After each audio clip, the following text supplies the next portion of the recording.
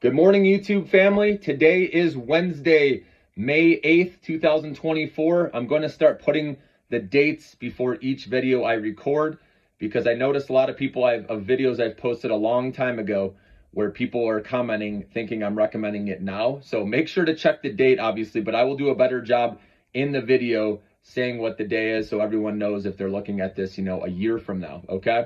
So what I wanted to talk about today is cash is king, how cash flow is rewarding these companies' stocks, okay, like Arista Networks and obviously the mega caps. I also want to talk about inflation reports next week and also Nvidia's earnings, which are, I believe it's May 22nd, okay? So starting with cash is king, guys, we know these companies are getting rewarded, okay? Obviously the mega caps, right?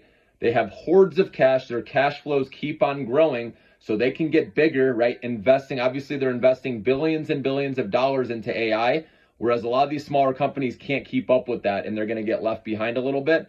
So that's why you can trust like the Googles, the Microsofts, okay? Especially Google, they're still not overvalued on a PE ratio, okay? And they're one of the leaders with AI.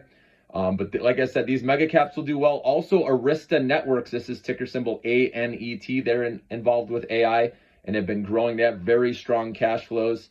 This company is up, or their stock is up 4% because they beat and raised on earnings. So these are the names, like I said, winners keep on winning and focus on the names in the short term. Like I said, if you're a short-term trader, don't bet big on these small cap, unprofitable names out there because you can get burned in this environment because we are not to interest rate cuts yet, guys. So if you want to make some money trading, stick to the bigger cap names, maybe mid cap. Like I said, if they have strong free cash flow and they keep growing, then you can play those names and those are a little safer right now, okay? So Arista Networks is one you may want to keep an eye on, put on your watch list. Then remember though, next week we have inflation reports, right? We have the PPI report, which is Tuesday, May 14th next week. That actually comes out before CPI, remember that. Some people are waiting for the CPI report and they don't know PPI is first, which will move the market. So that's Tuesday, May 14th.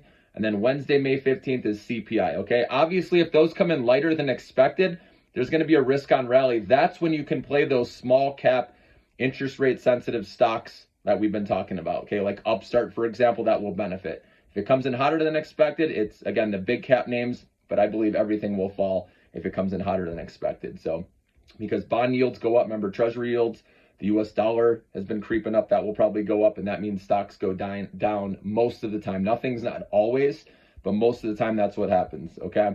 So just be careful, again, especially stocks that have run up over 100%, right? We're seeing these earnings reports, right? These stock prices getting hammered if they're not perfect, right? With raising guidance and everything across the board. So it's better to react instead of try to predict, okay? So remember those inflation reports are coming next week.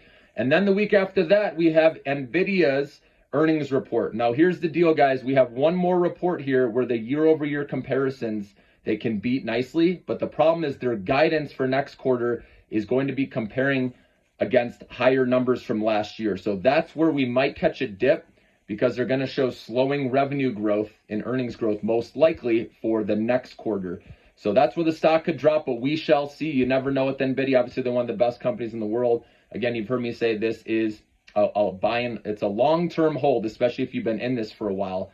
But if you're looking to enter a new position, I'd wait to see what happens with the earnings report personally because of guidance, like I said, the year-over-year comparisons being higher.